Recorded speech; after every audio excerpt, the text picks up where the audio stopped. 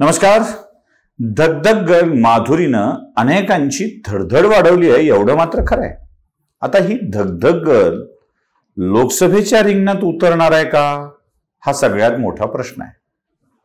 माधुरीच्या सोबत अनेक नावांची चर्चा महाराष्ट्रातल्या मीडियानी लोकसभेच्या रिंगणात सुरू केली आहे. म्हणजे काही लोकांनी तर भारतीय जनता पक्षाच्या उमेदवारींची यादीच घोषित करून टाकली आहे. म्हणजे तुम्हाला ती यादी देखील सांगणार आहे. पण मुंबईमधल्या पूनम महाजनांच्या मतदारसंघामध्ये आता माधुरी दीक्षितला संधी मिळणार आणि दीक्षितांची माधुरी 1 2 3 4 5 6 7 8 9 10 11 म्हणत गाणं म्हणत नाही ना असं म्हणत मत वाढवणार आहे, अशी चर्चा देखील सुरू झाली आहे. आता ती गिनगिन के इंतजार उमेदवारीचा माधुरी करतेय का, हा सगळ्यात मोठा प्रश्न आहे. तसं मुंबईमध्ये चित्रपट कलाकारांना उमेदवारी देऊन विजयी करण्याची परंपरा आहेच आहे. म्हणजे आपला गोविंदा विरार का छोकरा, आता विरार का छोकरा म्हणून आमचे प्रभाकर सूर्यवंशी फार प्रसिद्ध झालेत, पण गोविंदा तिथून विरार का छोकरा म्हणून आला आणि मुंबईमधल्या म्हणजे बाहेरचा असूनही मुंबईमधल्या मतदारसंघातून तो विजयी झाला. याच्या आधी अभिनेते सुनील दत्त यांनाही उमेदवारी देण्यात आली होती. मधल्या काळामध्ये ती आपली कोणती हिरोईन, ती काँग्रेस आणि परत शिवसेनेत प्रवेश केला, उर्मिला मातोंडकर. तिच्याही प्रयोग करण्यात आले, पण उर्मिला मातोंडकरला फारसं यश आलं नाही. पण काही अभिनेत्यांनी अनेक दिग्गजांना धक्का दिलाय. म्हणजे मनोहर जोशींना धक्का देणारे असे अनेक दिग्गज होऊन गेलेले आहेत. तसे माधुरी दीक्षित आता महाजनांच्या कन्येला धक्का देऊन आपल्याला उमेदवारी घेणार का, हा सगळ्यात मोठा प्रश्न आहे. चर्चा जशी माधुरी दीक्षितच्या नावाची आहे तशी भाजपच्या अन्य एका पूर्वांचलामध्ये चमत्कार दाखवलेल्या नेत्याची सुद्धा आहे. म्हणजे आसामच्या विजयाचं श्रेय ज्यांना दिलं जातं ते सुनील देवधर यावेळी महाराष्ट्रातून लोकसभा निवडणूक लढणार अशी चर्चा आहे. सुनील देवधरांना उमेदवारी द्यायची असेल आणि एक सुरक्षित मतदारसंघ हवा असेल, काय आहे की पूर्ण वेळ प्रचारकांना सुरक्षित मतदारसंघ बघावा लागतो, म्हणून सुनील देवधरांच्यासाठी पुणे लोकसभा मतदारसंघाचा विचार भाजप करत आहे अशी ही चर्चा सुरू आहे. आता भाजप जो विचार करत आहे ते मोदींनी केलेला विचार शहांना कळत नाही आणि शहांनी केलेला विचार खालच्यांना कळत नाही असं म्हणतात. म्हणजे आम्हाला माहित नाही. आतापर्यंत उमेदवारी निर्णय यात भाजपनी आणि सरकारने धक्कातंत्रच अवलंबलाय.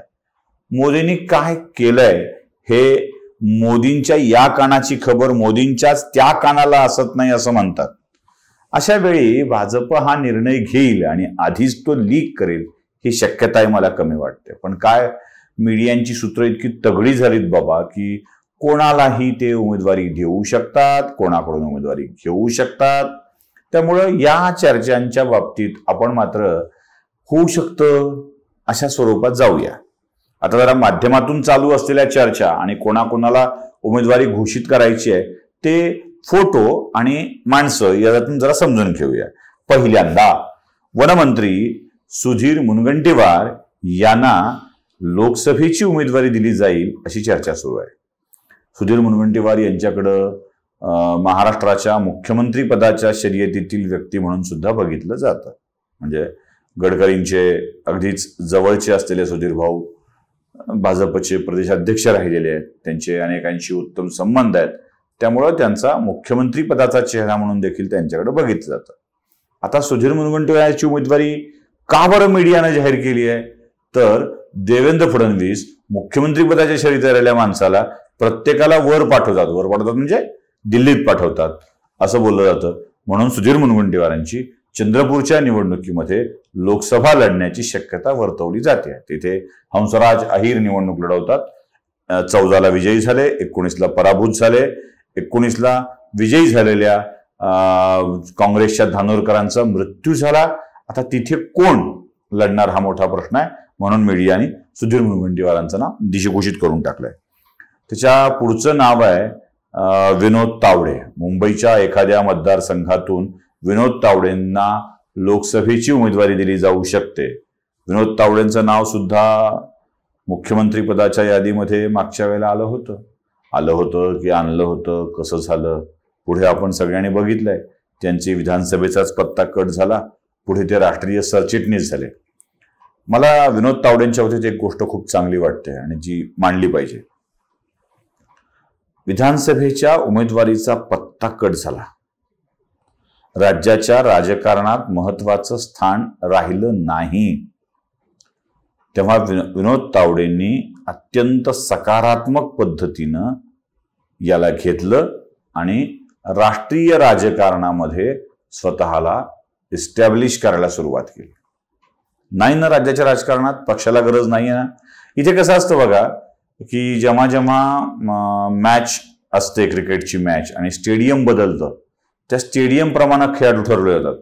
म्हणजे समजा कोलकात्याच्या इडन गार्डनवर मॅच होत असेल तर तिथे सगळे फास्टर बॉलर नाहीत खेळवत, वानखेडेवर सगळे फास्टर बॉलर खेळवतात, पण कोलकात्यात मात्र फिरकीपटूंचा समावेश होतो. जशी जमीन, जसं ग्राउंड, तसे खेळाडू. म्हणजे आता महाराष्ट्राच्या राजकारणामध्ये फडणवीसांचा खेळ चालू आहे आणि ते यशस्वी झालेले आहेत. तर उगाच विनिंग कॉम्बिनेशन बदलत नसतं. उद्या कदाचित गरज पडली तर हे कॉम्बिनेशन बदलायची तयारी असते. त्यामुळे प्रत्येक खेळाडूची पेरणी ही त्याच्या त्याच्या उपयोगितेप्रमाणे असते. हे विनोद तावडेंचं कौशल्य आहे की त्यांनी आपली उपयोगिता कुठे आहे हे लक्षात घेतलंय. विनोद तावडेंच्या नंतर चंद्रशेखर बावनकुळे यांच्याही नावाची चर्चा सुरू आहे. 2019च्या निवडणुकीत बावनकुळेंचा पत्ताच कट झाला होता. बावनकुळेंचा पत्ता कट होणं लक्षात घ्या. 2019च्या निवडणुकीमध्ये बावनकुळेंची उमेदवारीच नाकारली होती तावडेंच्या प्रमाणे, तशी ती खडसेंच्या प्रमाणे पण. म्हणजे खडसे, तावडे हे उमेदवारी नाकारलेले व्यक्ती आहेत. यातल्या खडसेंनी आगपाखड करून पक्ष सोडला. खडसेंची अवस्था काय आहे तुम्हीच सगळे म्हणता ना. पंक्तीत नंबर यायला आणि बुंदी संपायला एकच वेळ आली असं खडसेंच्या आयुष्यात झालं.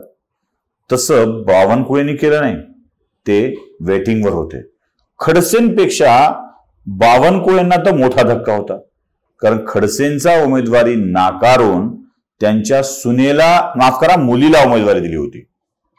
म्हणजे लोकसभा घरात असताना उमेदवारी दिली गेलेली होती आणि तरीही खडसेंनी गदारोळ केला, त्या पराभूत झाल्या. तसं बावनकुळेंचं झालं नाही.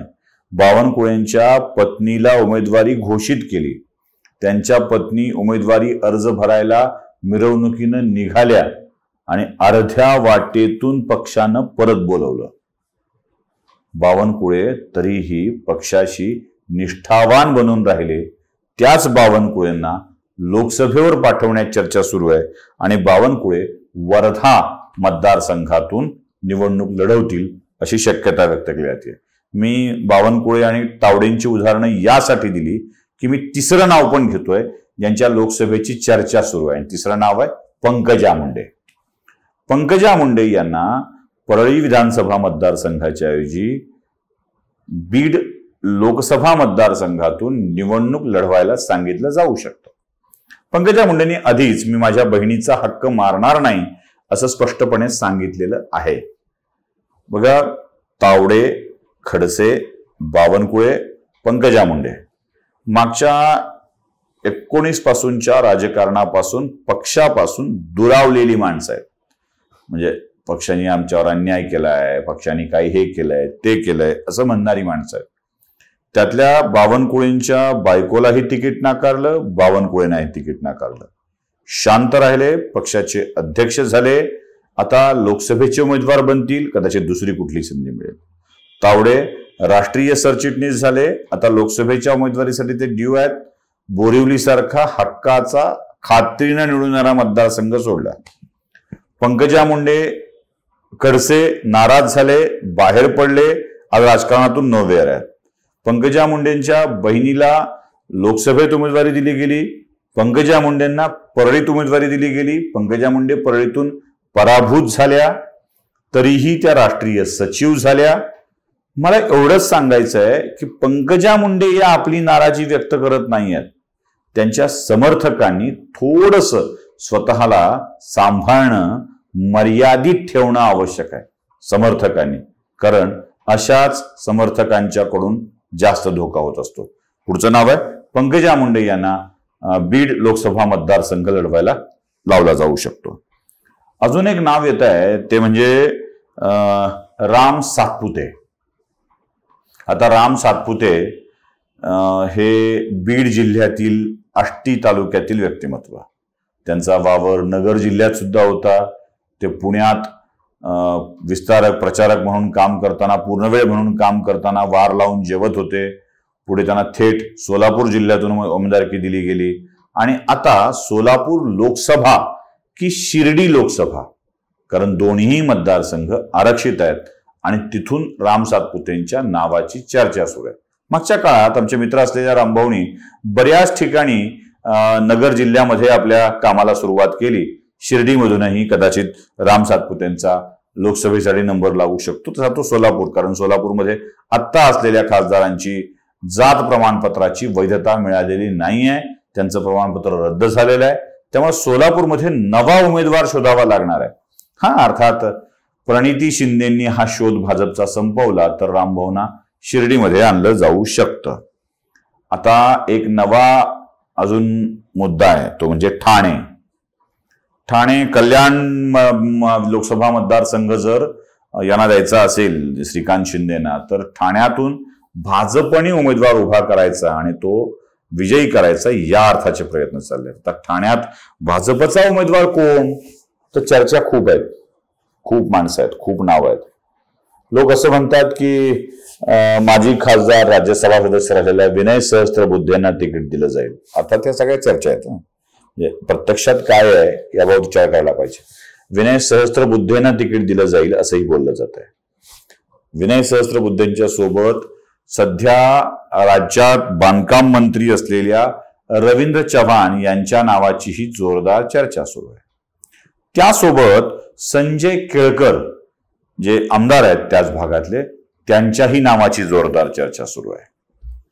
आता मी तुम्हाला ही 3 नावं सांगताना आणखी एक मोठं नाव सांगतोय आणि ते मोठं नाव म्हणजे संजय गणेश नाईक. संजीव गणेश नाईक, माफ करा, संजीव गणेश नाईक. संजीव नाईक हे त्या मतदारसंघाचे आधी खासदार राहिलेले आहेत. संजीव नाईकांच्या या उमेदवारीमुळे एक वेगळाच नवीन प्रकार येऊ शकतो. म्हणजे गणेश नाईकांनी नवी मुंबईत जे आपलं साम्राज्य उभं केलेलं आहे तिथून ते विजयी होत आलेले आहेत. त्याच मतदारसंघात त्यांच्या मुलाला उभं करून खासदार करण्याची नवी रणनीती भाजप आखू शकतं. त्यामुळं आपण जी सगळी नावं घेतोय, केळकर, रवींद्र चव्हाण किंवा विनय सहस्त्रबुद्धे, या 3ही नावाच्या पलीकडं एक वेगळा विचार होऊ शकतो, तो म्हणजे संजीव नाईक यांच्या नावाचा.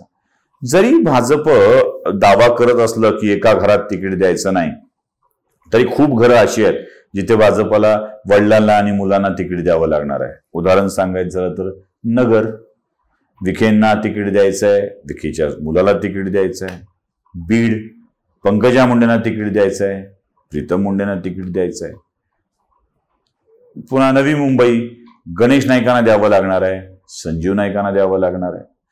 नावं काढली तर अशी कितीतरी निघतील की ज्यात आता दानवे, रावसाहेब दानवेंना लोकसभा पर्याय नाही आहे आणि दानवे ज्येष्ठ नेते असल्यामुळं त्यांच्या मुलालाच तिथे तिकीट दिल्याशिवाय पर्याय नाहीये.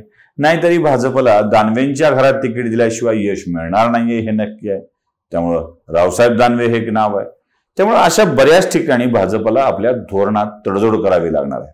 त्यामुळं ठाण्यातला जर विचार केला तर या 3 नावाच्या पेक्षा मला संजीव नाईक हे नाव अधिक चांगलं वाटतं. विनोद तावडे आहेत, माधुरी दीक्षित आहेत, सुनील देवधर आहेत, पंकजा मुंडे आहेत. या सगळ्यांच्या नावाची चर्चा करताना आत्ता भाजपच्या कोणत्या मतदारसंघात अडचणी निर्माण होऊ शकतात ते देखील बघितलं पाहिजे. अगदी थोडक्यात तुम्हाला मी सांगतो, 50% अधिक मतदान घेतलेल्या आणि धोक्यात असलेल्या लोकसभा मतदारसंघापैकी मराठवाड्यातला नांदेड हा लोकसभा मतदारसंघ भाजपसाठी अडचणीचा आहे. तिथल्या खासदारांना पुन्हा संधी मिळेल की नाही माहीत नाही. मुंबईतला पूनम महाजनांचा मतदारसंघ असाच धोकादायक स्थितीमध्ये समजला जातो, जिथे भाजपला पुन्हा यश मिळण्याची शक्यता कमी आहे. लातूर जिल्ह्यातल्या आपसातल्या राजकारणाचा बळी लातूरचे खासदार ठरायला नकोत अशी ही शक्यता वाटते आहे. कारण भाजपमध्येच इतकी अंतर्गत दुफळी आहे. खरं तर फडणवीसांनी संभाजी पाटील निलंगेकर आणि अभिमन्यू पवार या दोघांचे डावे उजवे कान हातात पकडून समोर उभा करून सांगायला पाहिजे की बाबांनो, आता तुम्ही एकत्र या. कारण तुमच्या वादाचा परिणाम पक्षातल्या दुय्यम तिय्यम दर्जाच्या कधीही गुलाल न लागलेल्या नेत्यांना फायदा होतोय. म्हणजे कधीच गुलाल लागला नाही ज्यांच्या आयुष्यामध्ये, ते उगाच पक्षातल्याच नेत्यांच्या रॅलीला झेंडे दाखवत आपण किती ग्रेट असल्याचं दाखवून देत आहेत आणि पक्षाला अपशकुन करतायत. अशा अनेक ठिकाणी जर भाजपनं या सुधारणा केल्या नाहीत तर भाजपसाठी काही मतदारसंघात वाट अडचणीची असणार आहे. ती काढण्यासाठी, त्यातली सुकर करण्यासाठी भाजपच काय निर्णय घेईल ते घेऊ, पण अजून तरी या लोकसभेच्या चर्चेच्या निमित्ताने दगदग वाढवण्याचं काम माध्यम करतायत एवढं नक्की. नमस्कार.